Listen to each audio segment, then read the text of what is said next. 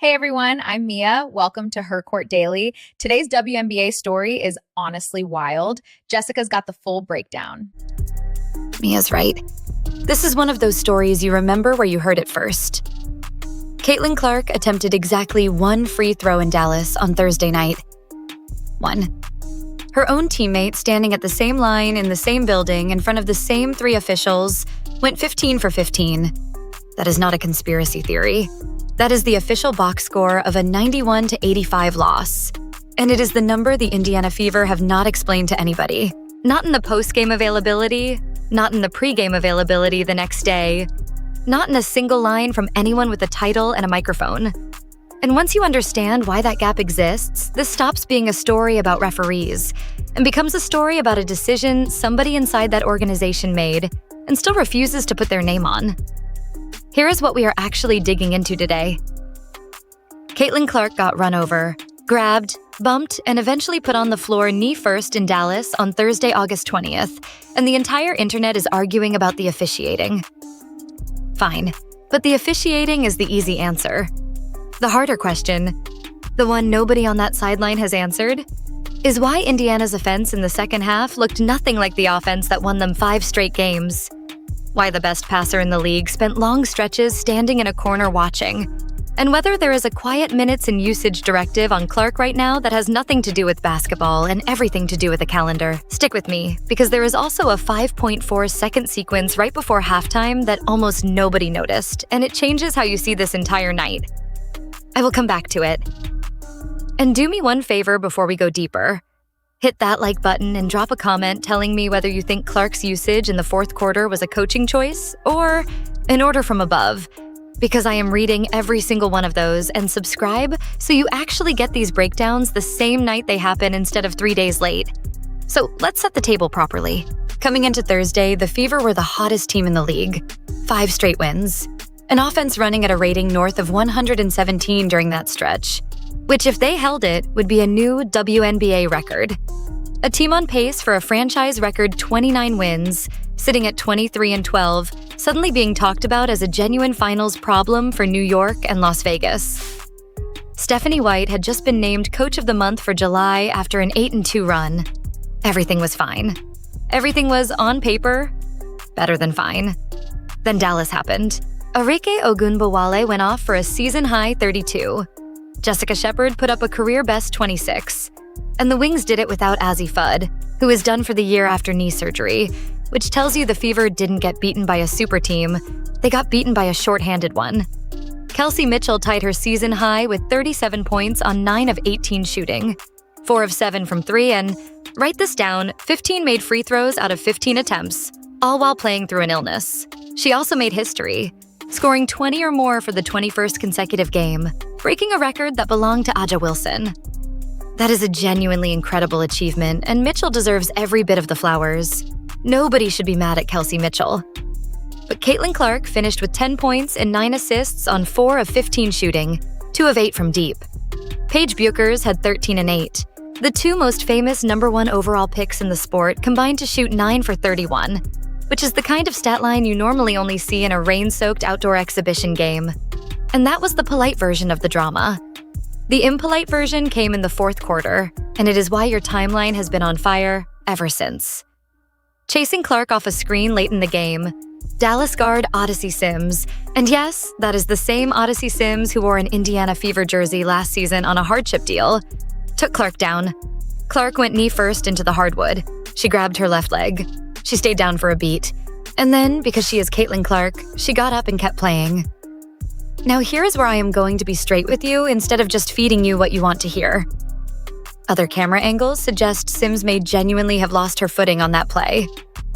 I am not going to tell you it was a deliberate hit, because I do not know that, and neither does anyone posting a slow-motion clip with sirens over it. What I will tell you is that intent is not really the point.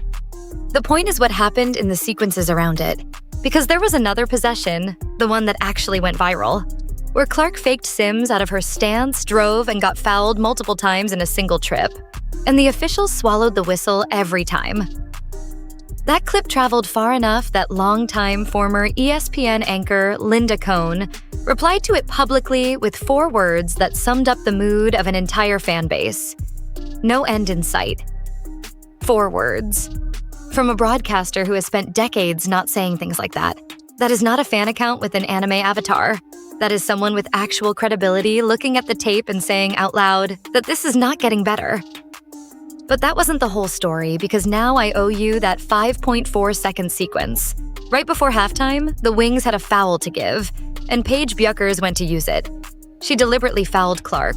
The 2 of them got tangled up, and the whistle stopped the clock with 5.4 seconds on it. Here is the part almost nobody noticed. That exact dead ball is what set up the inbound play where Kelsey Mitchell scored the layup that took her to 20 points and put her alone in the record books. Think about that for a second. The single most historic moment of Indiana's season was created by an opponent hacking Caitlin Clark before the buzzer.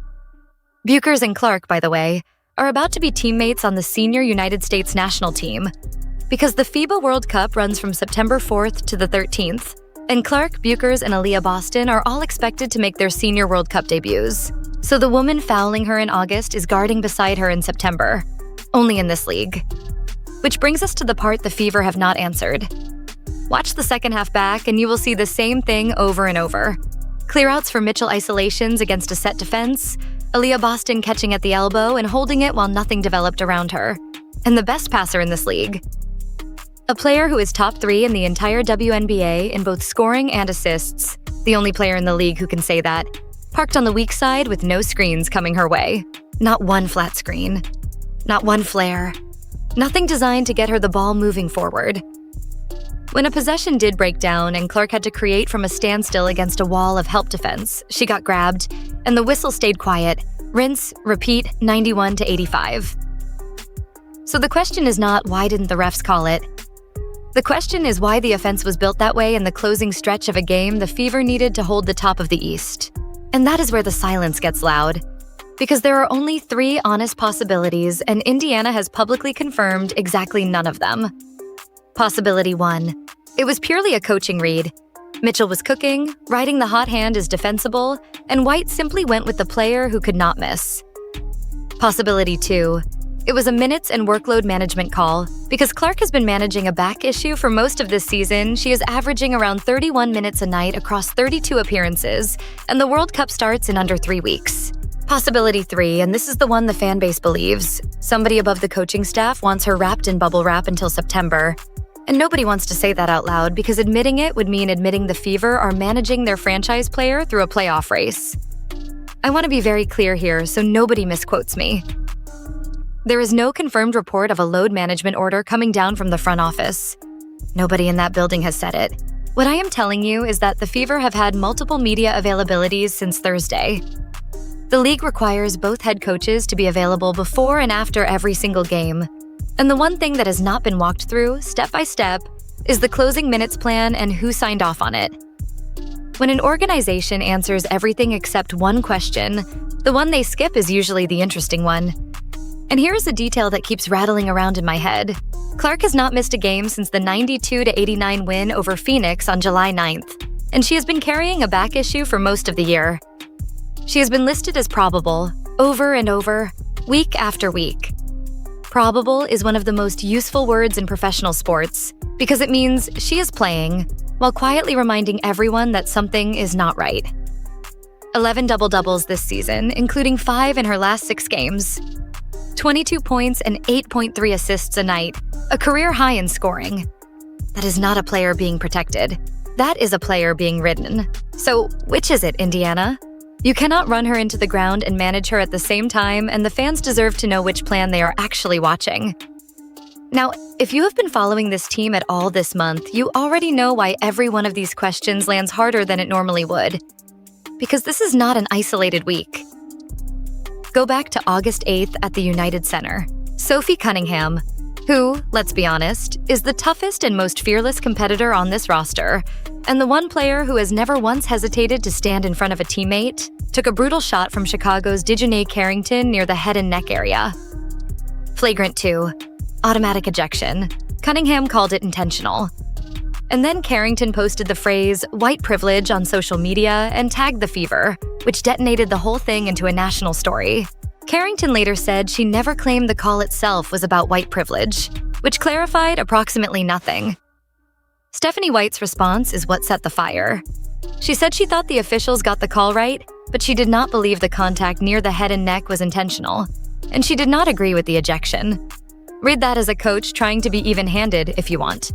The internet read it as the head coach of the Indiana Fever giving the benefit of the doubt to the person who just clotheslined her own guard. The backlash was enormous. Indiana's own lieutenant governor, Micah Beckwith, publicly posted that the Fever need to let White go. Fans booed White's name during pre-game introductions at Gainbridge Fieldhouse. An actual sitting state official and a home crowd on the same side in the same weekend. What happened next would shock everyone. Before the Liberty game on August 11th, White walked into her pre-game availability, spoke for 2 minutes and 15 seconds, took 0 questions and pushed back at what she called an online community trying to create narratives that simply don't exist, and a distortion of who she is and what she is about. She talked about the divisiveness she says is trying to hijack the league. And she delivered the line that has been clipped 10,000 times since, that she will always lead with love, with grace, with humility, and with integrity, that it doesn't mean she will always get it right, and that she is human. Minutes later, the Fever put out a statement from team president Kelly Krauskopf, making it clear White has the full support of leadership. And here's what almost nobody noticed in all of that noise. On August 10th, an account posing as a Fever news page posted that the team had fired Stephanie White over her Carrington remarks, claimed the board of directors had called an emergency meeting, and said a new head coach would be revealed the next day. It went everywhere. It got quoted as fact by people who should know better. It was completely false. Fact-checkers went looking and found no announcement. Nothing on the team site, no credible reporting, and White was standing at a team media availability that very same day alongside Monique Billings and Mercedes Russell. So if you have heard a version of this story that says Indiana has already secretly lined up a replacement coach, I need you to hear this clearly. There is no credible reporting that supports that. 0.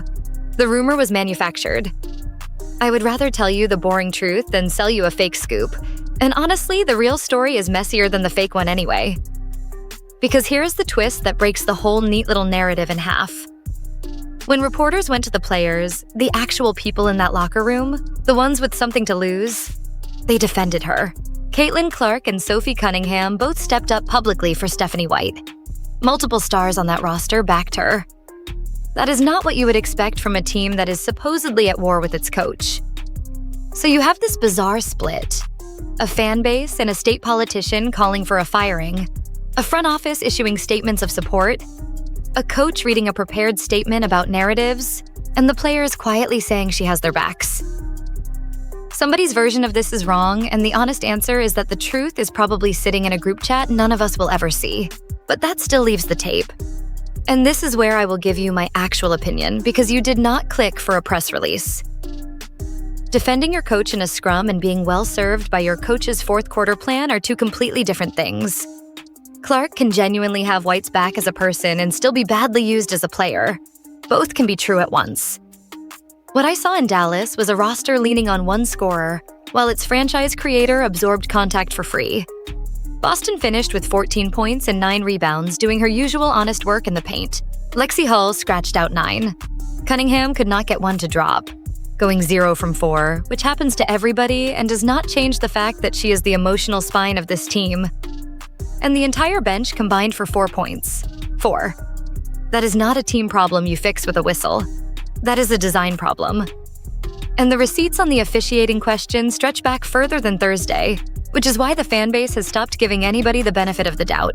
Earlier this season, Clark took a hard foul that generated so much noise, it produced an actual letter from members of the United States House of Representatives to Commissioner Kathy Engelbert. Congress. Writing letters about fouls on a basketball player. Rebecca Lobo sat on a national broadcast earlier this year and narrated a sequence of grabs and holds on Clark while the replays rolled, essentially saying every one of them was a foul. Cunningham has publicly said the referees are not protecting Clark. White herself was in a sideline spat with Clark back in late May that had people speculating about her job security then too. This has been building all year, and Thursday just gave everybody a fresh clip to argue over. So let me pay off that number I opened with because it is the whole video in one line. 15 free throws for Kelsey Mitchell. 1 free throw attempt for Caitlin Clark. Same team, same night, same officials, same 40 minutes of basketball. And Clark's 1 attempt, by the way, did not even come from getting hammered on a drive. The whistle that sent her to the line was a defensive 3 seconds. So, a player who got grabbed off screens, bumped through drives, and put on the floor knee first in the 4th quarter earned her only free throw because somebody stood in the lane too long. If you can explain that with basketball logic, my comment section is right there and I genuinely want to read it. Where does this actually go from here? Indiana sits at 23-13 with the East still there for the taking. And the schedule does not care about anybody's feelings. They are straight back on the road against the New York Liberty, with Clark listed as probable with the back and Aliyah Boston upgraded to a genuine worry. Listed as questionable with a right lower leg issue. If Boston cannot go, the elbow hub that this whole offense is supposed to run through disappears, and the isolation ball everybody complained about on Thursday becomes the only ball they have. Then the World Cup arrives on September 4th and pulls Clark, Boston, and Bueckers out of the domestic story entirely for 10 days. This is the exact stretch where a season either hardens into a contender or quietly cracks. And do not sleep on what is riding on it individually. Clark is in a genuine MVP conversation for the first time in her career. Top 3 in the league in scoring and assists, with the latters currently reading Aja Wilson as the favorite and rookie Olivia Miles climbing fast behind her. If Indiana grabs a top 3 seed on the back of a franchise record win total, that award argument gets very hard to dismiss. Which makes the usage question in Dallas not just annoying, but expensive. Off the court, she has been unbothered by all of it, launching a new Caitlin Clark Foundation program with local hospitals called Turning Pages, Healing Hearts, and dropping another sold-out-in-seconds colorway of her signature shoe. The woman is building an empire while people argue about whether she is allowed to be fouled. Here is my final read. The referees are a symptom. The story is the explanation Indiana has chosen not to give. Who decided the closing minutes would look like that? Whether there is a workload plan on Clark that fans have never been told about. And why the one person who could end this entire conversation in 10 seconds keeps answering everything except that. Coaches get fired for records. They also get fired for losing the room. And right now the room is defending her while the building boos her. That is an unstable arrangement, and unstable arrangements do not survive a playoff run. If this breakdown gave you something the timeline didn't, smash that like button, subscribe so the next scoop lands in your feed the night it breaks. And tell me in the comments, coaching call or an order from above nobody wants to sign their name to. I have one more piece of this fever story I am chasing down, and if it checks out, you will hear it here first.